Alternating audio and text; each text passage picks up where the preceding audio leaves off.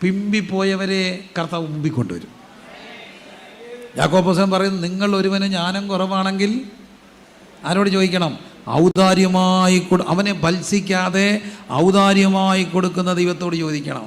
എൻ്റെ പൊന്നുമക്കളെ, ഭൗതികമായ ദാരിദ്ര്യം അനുഭവിക്കുന്നതിൻ്റെ കൂടെ കർത്താവ് ഇങ്ങനെ കാണും. ഞാനൊരു വീട്ടിൽ ഇരിക്കുമ്പോൾ ഒരു കുഞ്ഞ് പ്രാർത്ഥിക്കുക, ചങ്ക് മുറിഞ്ഞു പോയി. അവിടേക്ക് ഈ മെസ്സേജ് എപ്പോഴും വരുന്നത് അനുഭവങ്ങളിൽ നിന്നാണ്.